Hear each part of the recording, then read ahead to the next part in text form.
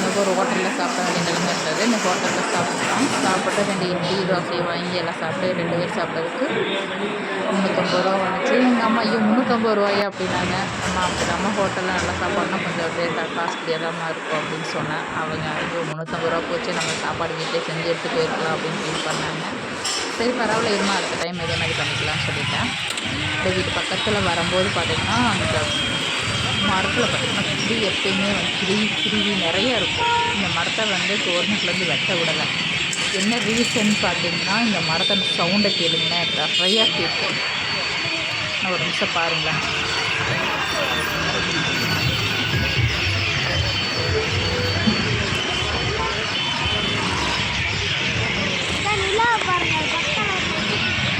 அழகாக இருக்கு.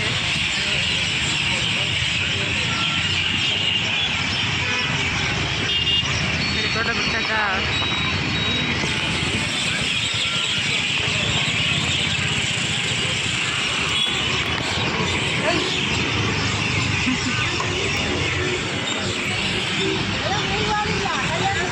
செம்மையாக இருக்கும்.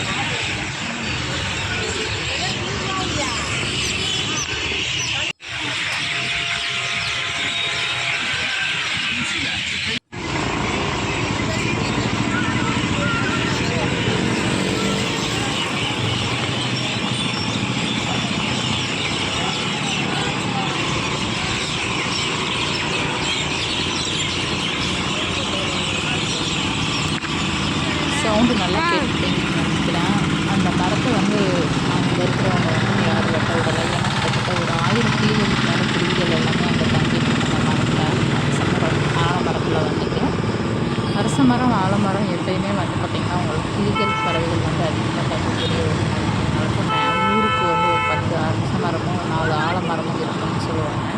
ஏன்னா பறவைகளோட எச்சம் அதிகமாக இருக்க வந்து பார்த்திங்கன்னா உங்களுக்கு மழைப்பொழிவுகள் வந்து அதிகமாக இருக்கும், மரங்கள் வந்து அதிகமாக இருக்கும். அந்த ஏரியா வந்து உங்களுக்கு நல்ல ஒரு பசுமை நிறம் வேணும் அப்படின்னு நினைக்கிறவங்க அரச மரம் ஆலமரம் வச்சிங்கன்னா அந்த ஏரியா வந்து எப்பயுமே ஒரு பசுமையாக இருக்கும். அப்புறம் வந்து உங்களுக்கு நல்ல ஒரு காற்றோட்டம் இருக்கும். வெயில் காலத்தில் சரி உங்களுக்கு வந்து ஆலமரம் வந்து பார்த்திங்கன்னா எப்பயுமே வந்து நல்ல குளிர்ச்சி இருக்கும். ஒரு குளிர்ச்சி தன்மை உண்டாக்கக்கூடியதான் வந்து ஆலமரத்தோட சக்தி வந்துட்டு. உங்களுக்கு எவ்வளோ வெயில் அடித்தாலும் சரி வந்து பார்த்தோன்னா தளவு வந்து எப்பயுமே வந்து அரச மரத்துலேயும் சரி ஆலமரத்துலேயும் வந்து அரச மரம் கூட வந்து சில இலைகள் உதிர்ந்துடும். இப்போ ஆலமரத்தில் வந்து உங்களுக்கு பார்த்திங்கன்னா இலைகள் வந்து தளவு எடுத்துக்கிட்டே இருக்கும் பார்த்திங்கன்னா எப்பயுமே வந்துட்டு. அப்புறம் அந்த மரத்தோட பழங்களை வந்து சாப்பிட்றதுக்காக ஆலமரத்தோட பழங்கள் சாப்பிட்றதுக்காக பறவைகள் வந்து நிறைய வந்து உட்காரும். அப்போ அந்த பறவைகள் வந்து நிறைய உட்காரும்போது ஒரு இடத்துல வந்து உங்களுக்கு இன சேர்க்கை அப்படின்னு நம்மே வந்து பண்ண தேவையில்லை. அதுவே வந்து பார்த்திங்கன்னா மரங்களை வந்து அதுவே வந்து நிறைய பக்கம் வந்து பார்த்திங்கன்னா உருவாக்கி கொடுக்கக்கூடியதாக வந்து இது. அப்படியே வந்து வீட்டுக்கு காய் இல்லை, அப்புறம் வந்து வீட்டில் வந்து தேவையான காயெல்லாம் வந்து பர்ச்சேஸ் பண்ணிவிட்டு பச்சை மிளகாய் எல்லாமே இதுவெல்லாம் 10 ரூபா 20 ரூபா கட்டில் வச்சுருப்பாங்க. ஒரு 100 ரூபாய்க்கு பர்ச்சேஸ் பண்ணால் போதும். ஒரு வாரத்துக்கு எங்களுக்கு போதுமான அளவுக்கு வந்து போதும்னு ஆயிரும்.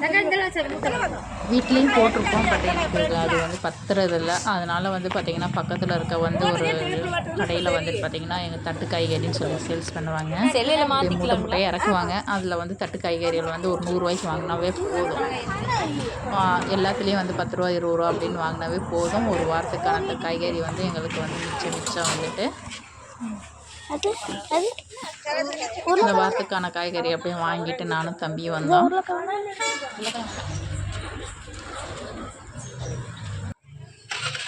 பார்த்திங்கன்னா வெங்காயம் வந்து கிலோ 60 ரூபாய் 70 ரூபாய் இருந்தது. அதே மாதிரி எல்லா காய்கறியுமே கொஞ்சம் விலை கூடுதலாக தான் இருந்தது இந்த வாரம். வந்து தக்காளி வந்து ஒரு கிலோ 60 ரூபான்னு சொல்லியிருந்தாங்க. கோஸு அதே மாதிரி 50 ரூபான்னு சொல்லியிருந்தாங்க. எல்லா காய்கறியுமே விலை கூடுதலாக இருக்குது. கொத்தமல்லி கட்டு 25 ரூபா. அதே மாதிரி உங்கள் ஊரில் என்ன ரேட்டிங் இருந்தால் கமெண்ட் பண்ணுங்கள். காலிஃப்ளவர் பார்த்திங்கன்னா அந்த பூ வந்து 25 ரூபா.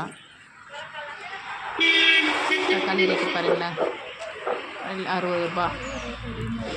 கொஞ்சம் எல்லா காய்கறியுமே கொஞ்சம் விலை கூடுதலாக இருந்தது. நம்ம அளவாக பர்ச்சேஸ் பண்ணிவிட்டு ஒரு 100 ரூபாய்க்கு மட்டும் பர்ச்சேஸ் பண்ணிவிட்டு அப்படியே வந்தாச்சு. அப்படியே வந்து தம்பியை நான் வீடியோ எடுக்கிறேன் அப்படின்னு சொன்னால் சரி வாடகை எடுத்துகிட்டு அப்படியே வாடகைன்னு சொல்லிட்டு அப்படியே வந்து எங்கள் பக்கத்தில் இருக்க கிருஷ்ணா சில்க்ஸு அப்படியே வந்து ஒரு வீடியோ போட்டுகிட்டே வந்தான். ஒரு பக்கத்தில் அர்ஜென்சிக்காக ஒரு கிருஷ்ணா சில்க்ஸ் கொஞ்சம் பெருசாக இருக்குது, அதையும் கொஞ்சம் ரோட்டில் கடைகள் எல்லாத்தையும் வீடியோ எடுத்துகிட்டே வந்தான்.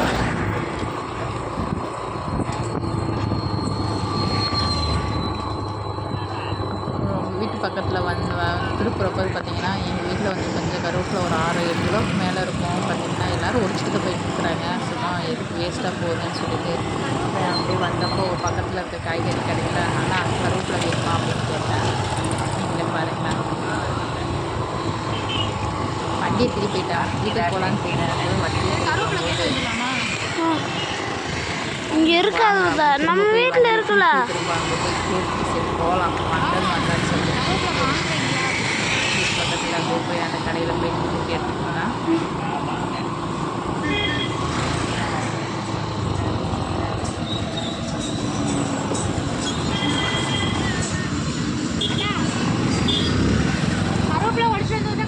கடையில் கேட்ட பிறகு கருவேப்பிலை ஒரு 4-5 கிலோ இருக்குது, அதுக்கு வந்து காய்கறி கொடுப்பீங்களான்னு.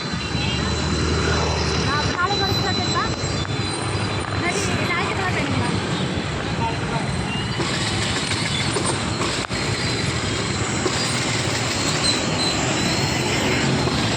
அவருக்கு வந்து அந்த கருவேப்பிலை பொருள் காய் வாங்கிக்கிறோன்னு சொல்லிட்டோம். சரின்னு சொல்லிட்டு அப்படியே திரும்ப வண்டி எடுத்துகிட்டு தம்பி வீடியோ ஆஃப் பண்ணுறான் அப்படின்னு கேட்டால் அவன் வீடியோ ஆஃப் பண்ணவே இல்லை. நானும் வண்டி முன்னாடி வச்சு வந்துகிட்டே இருந்தான்.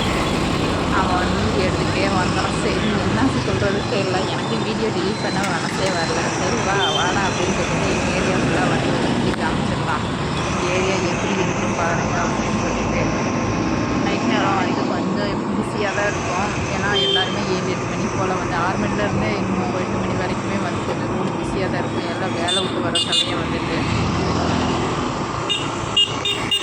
வீடியோ எடுத்துகிட்டே வந்துகிட்டே இருந்தான். எல்லாத்தையும் கடைகளை எடுத்துகிட்டே வந்துகிட்டே இருந்தோம்.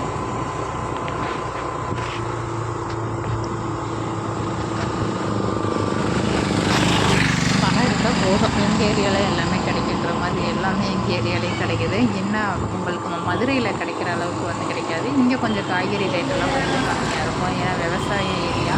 இன்னும் இந்த பக்கம் வந்து மயில் தொல்லையினால் வந்து கொஞ்சம் விவசாயம் பண்ண முடியாது. சின்ன சின்ன கத்திரிக்காய், வெண்டைக்காய் இந்த மாதிரி மிளகா இந்த மாதிரிலாம் போட்டப்போ மிளகாயே வந்து ஒரு சில நேரத்தில் வந்து சாப்பிட்ருவோம் வந்து மயில் வந்துட்டு எங்கள் ஏரியாவில் வந்துட்டு.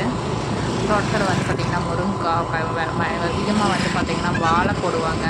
அப்புறம் வந்து பார்த்திங்கன்னா சின்ன வெங்காயம் அதிகமாக போடுவாங்க, மஞ்சள் போடுவாங்க, தென்னை மரம் வச்சுருப்பாங்க. தென்னை மரத்திலே பார்த்திங்கன்னா ஒரு சில நேரத்தில் வந்து மேலே மயில் வந்து மேலே ஏறி இறங்கி அதில் இருக்க பிஞ்சு எல்லாத்தையும் வந்து பறித்து சாப்பிட்றோம்.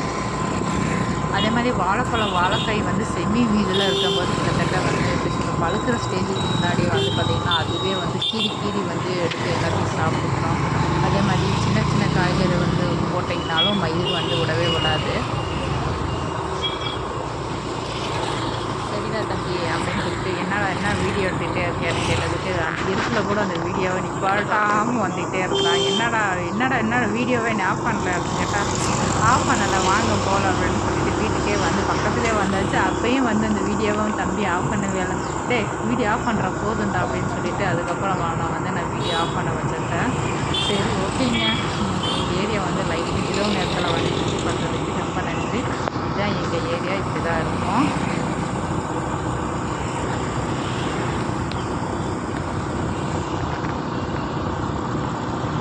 நம்ம சேனல் கொஞ்சம் அப்படியே சப்ஸ்கிரைப் பண்ணிடுங்க. பார்த்திங்கன்னா அப்படியே வந்து பார்த்திங்கன்னா கடைகள் வந்து பார்த்திங்கன்னா கொஞ்சம் வீட்டு பக்கத்தில் வந்து கிட்டத்தட்ட ஒரு 10 நிமிஷத்துக்கு அப்படியே வந்து ட்ராவல் பண்ணிகிட்டே வந்துட்டுருக்கான். டேய் ஏன்டா இப்படின்னு கேட்டதுக்கு நான் இன்னும் வீடியோ ஆஃப் பண்ணலை, வீட்டுக்கு வரைக்கும் போகிற வரைக்குமே ஆஃப் பண்ண மாட்டேன் அப்படின்னா இப்போ ஆஃப் பண்ணுறேன் அப்படின்னு சொல்லிட்டு அவனை ஆஃப் பண்ண வச்சுட்டேன். நான் அங்கே இருக்க எங்கள் பக்கத்தில் இருக்க பொன்னி டிபார்ட்மெண்ட் ஸ்டோரு எல்லாத்தையுமே வந்து அவன் வீடியோஸை கவர் பண்ணிகிட்டே வந்தான். இந்த பேக்கரியில் எனக்கு ஏதாவது வாங்கி கொடுங்க. நான் இல்லைடா வாடா அப்படின்ட்டு நாளைக்கு பார்த்துக்கலாம், காளான் வாங்கி கொடுங்க, அதுவும் வாங்கி கொடுங்க அப்படின்னா இல்லைடா வாடா அப்படின்னு.